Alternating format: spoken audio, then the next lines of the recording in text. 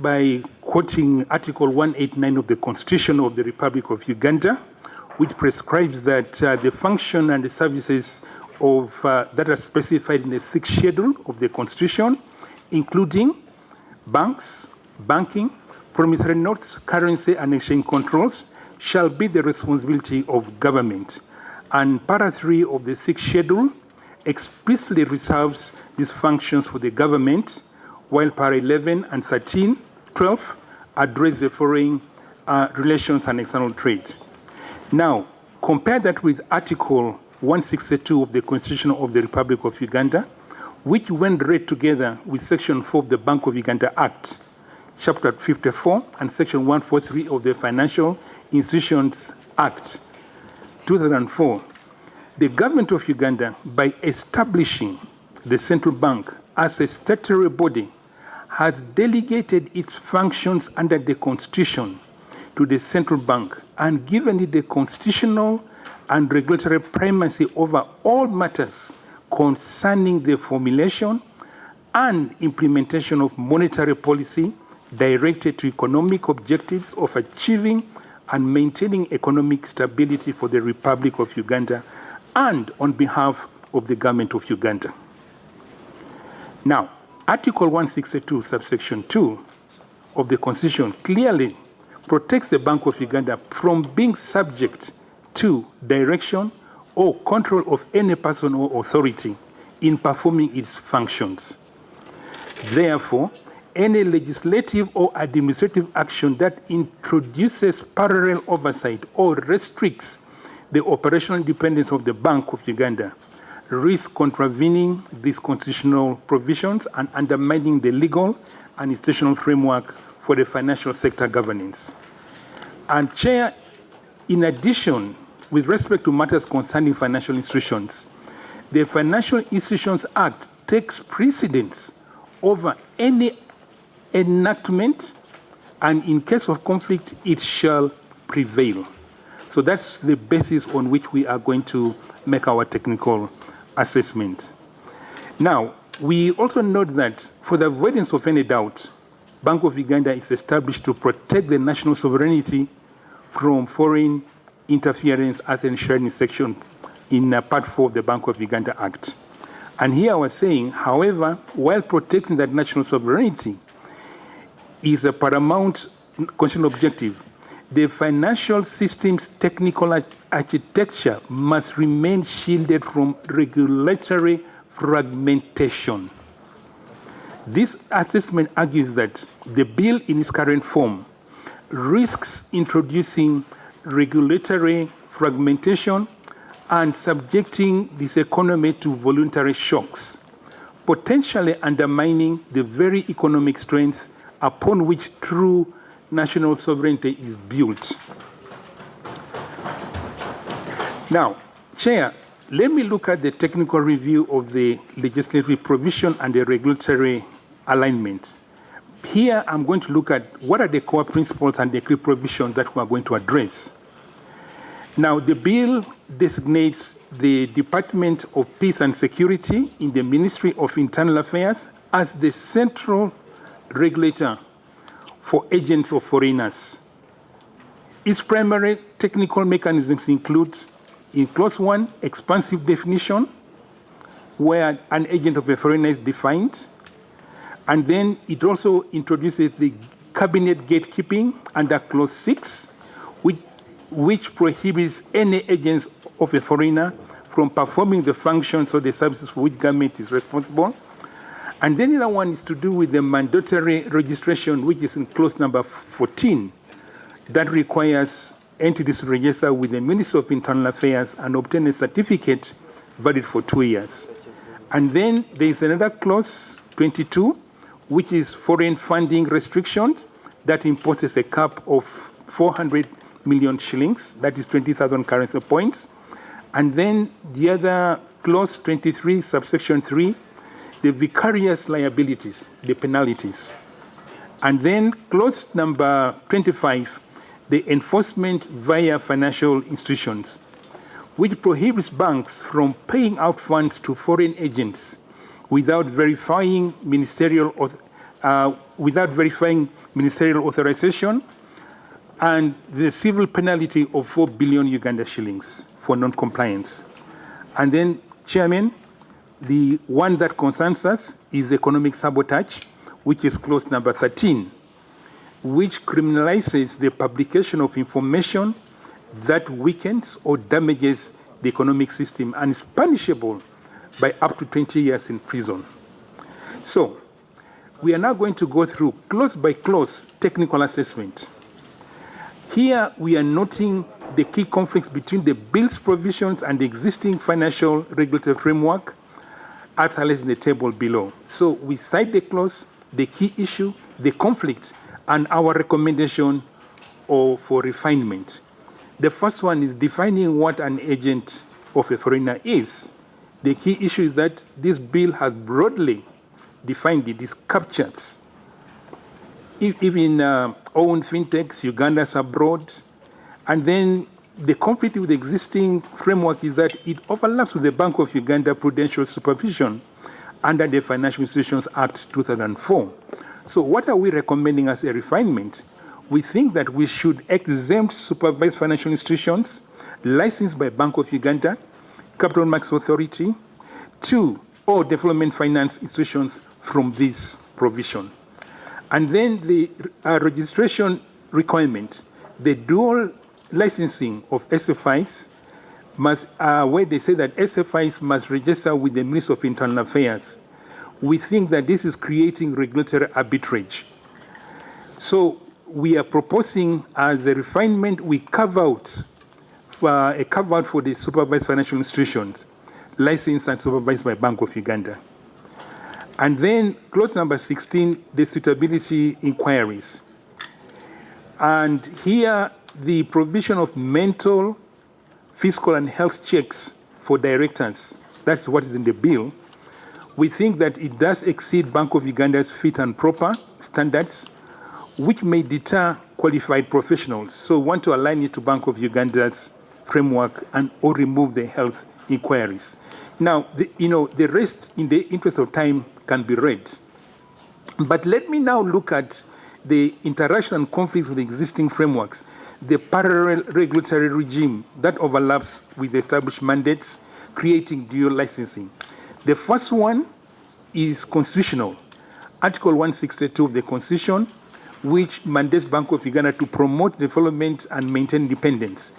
Now, if you interact with the bill introduces ministerial oversight that conflicts with the Bank of Uganda's exclusive mandate. And then the Financial Institutions Act 2004, the prudential supervision of fit and proper vetting. Clause number 14 creates a dual licensing. It also introduces overlapping suitability in clause number 16. And in the National Payment Systems Act 2020, the oversight of cross-border transfers and payments providers is a core function and mandate of the central bank. But what this bill is now proposing that under clause 25, it imposes gatekeeping duties and a 4 billion civil penalty on the providers. And then the Anti-Money Laundering Act, the source of funds and violations reporting are all covered under the Financial Intelligence Authority. But clause number 21 creates a parallel reporting channel, public inspection of declaration, which violates the banking secrecy. And then the other one is to do with the and Organizations Act, which restricts contribution from foreign sources to political parties to 20,000 currency points within the period of 12 months, and so it also prohibits political parties from demanding equivalent of 200,000 currency points. So we are seeing that the interaction with the proposed bill is that Section 13 has similar restrictions as introduced in the proposed bill, which are only limited to political parties. Now, Chair, let me go to the most important aspect of our presentation. What are the comprehensive assessments of this bill? Chairman, let me be very clear from the outset. This bill is about cross-border payments. And cross-border payments is about the balance of payments, because the balance of payments is a comprehensive record of all economic transactions between a country's residents and the rest of the world over a given period of time. It tracks the inflows and outflows of money from trade in goods, services, and financial assets. The balance of payments is divided into current account balance and the financial account, and of course the capital account. Now, what is the case of Uganda? The case of Uganda is that the current account balance has always been in the negative because our imports are far much greater than exports. So how do we close this? It's through financial flows. Financial flows into the financial account.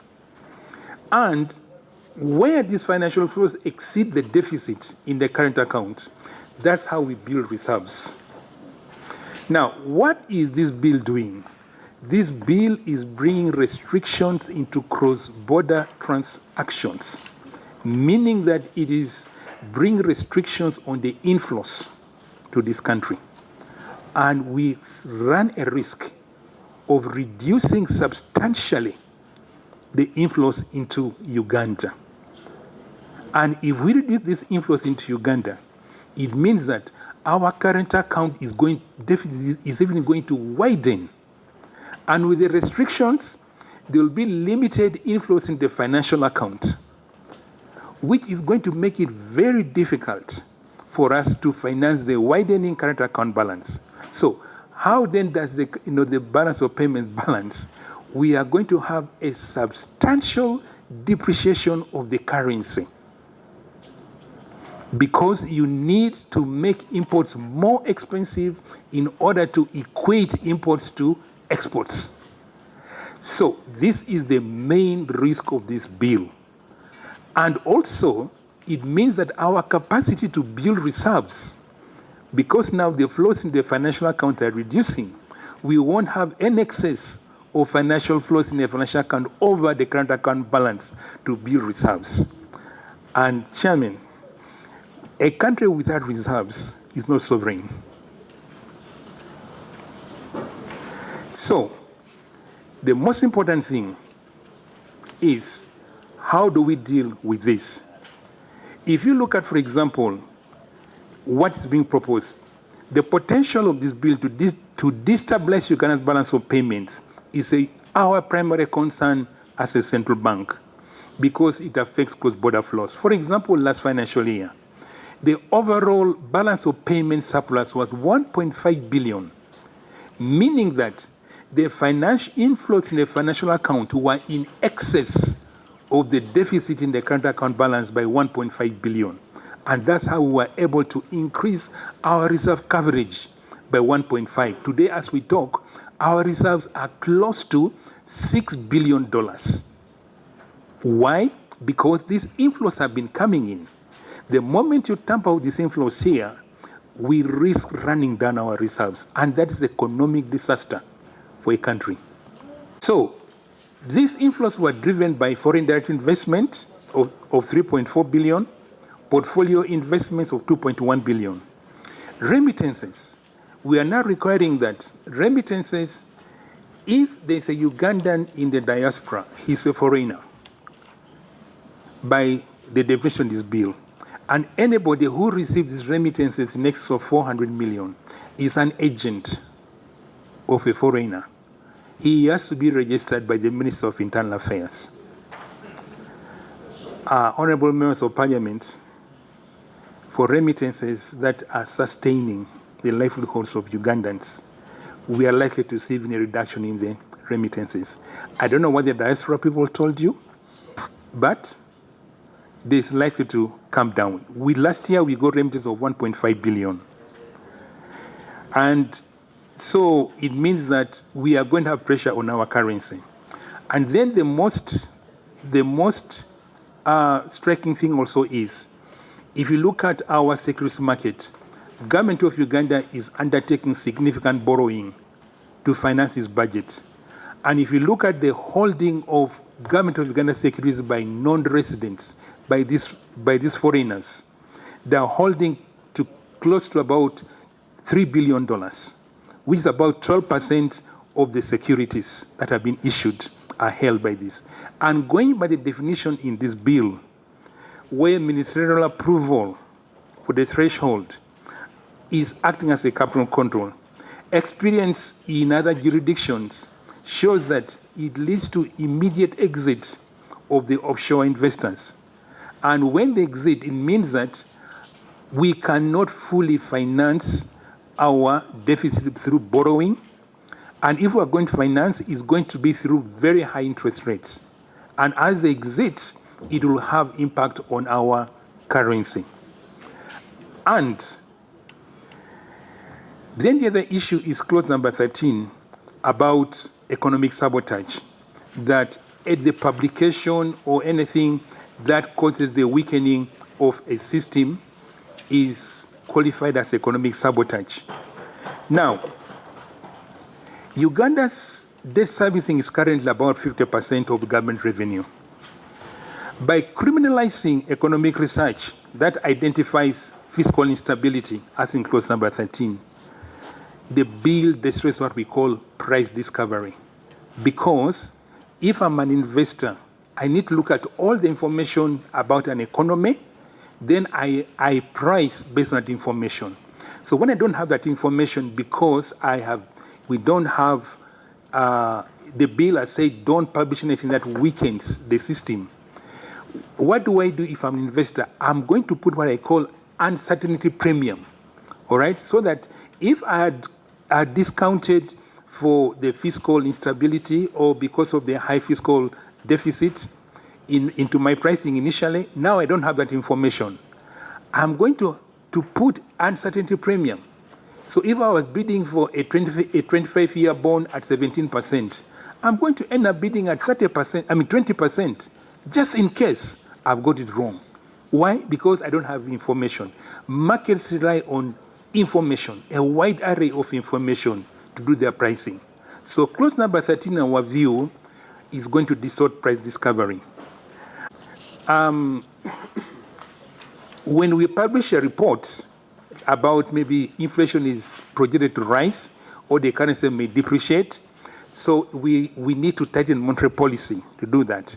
Now, if tightening of monetary policy leads to lower credit growth and the economy weakens, will I be charged with economic sabotage? Then the other issue is financial sector, de-risking and operational paralysis. The banking industry faces a systemic threat from financial de-risking and regulatory overlap. The corresponding banking that facilitates trade and clearing transactions. These banks operate on a zero failure compliance environment. If routine operations like capital injections or trade financing clearing require ministerial approval, international banks are likely to terminate relationships, therefore isolating Uganda from the global payment system. The recruitment deterrent. Clause number 23, subsection 3, with its liabilities, and clause number 16 of intrusive suitability inquiries, including fiscal health, may deter qualified professionals from participating in the governance of the Ugandan financial institutions. Colleagues, honorable members of parliament, I want to be very frank here. When we are looking for board of directors for financial institutions, this is a skill that is still very scarce in Uganda. Now, most of these financial institutions have ended up getting skills from abroad into their governance structures. Now, with these very, very intrusive suitability requirements, it will be difficult for these supervising institutions to get these skills. And therefore, we are likely to end up with weak governance in the financial institution. And then procedural disruptions. There's a lack of the commencement clause. So when this bill, if passed, when does it become operational? There's no transition time given, but that's another matter. And then in terms of the capital requirements, you all know that Tier 1 banks require 150 billion, Tier 2 require 10 billion, Tier 4 require 1.5. Now, this cap would severely restrict capital injections, intercompany shareholding loans, and correspondent banking, all of which are essential for liquidity management and regulatory compliance. And then the policy framework, and this is, Honorable Members of Parliament, this is a very, very important point. Since 1990s, the Uganda's successful and sustained economic recovery has been built on policy predictability. What this bill is introducing, it is introducing what we call time and policy inconsistency. That is going to threaten the tenfold growth that the government of Uganda is aspiring. If you look at our investment levels that are required, they are far much lower than the savings we have. So we require foreign capital to fill up this gap. Now, if we are going to grow the economy to $500 million by 2040, we require annual FDI to rise to about $50 billion. And we require domestic savings to start to 40% of GDP. Now, the administrative restrictions that this bill is creating is not going to make this possible. So what happens to our tenfold growth? Because this is going to slow it all down. So we need to look at how is it affecting other policy objectives. And then, because the bill is so restrictive in regulation, is likely to drive actors into informality. We are going to have informal channels again coming back. Things like the Hawala systems or the unregulated financial instruments, which is eroding the tax base and undermining the bill's stated goal of transparency.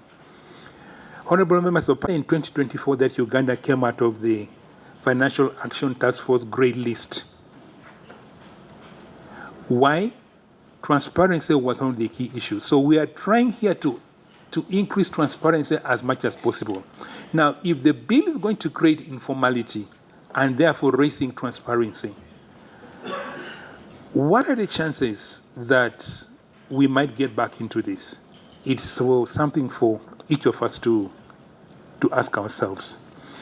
And then these institutions already are operating effectively under well-established statutory mandates, and reaffirming their primacy would preserve the regulatory coherence and accountability, avoid geo-licensing and inspection,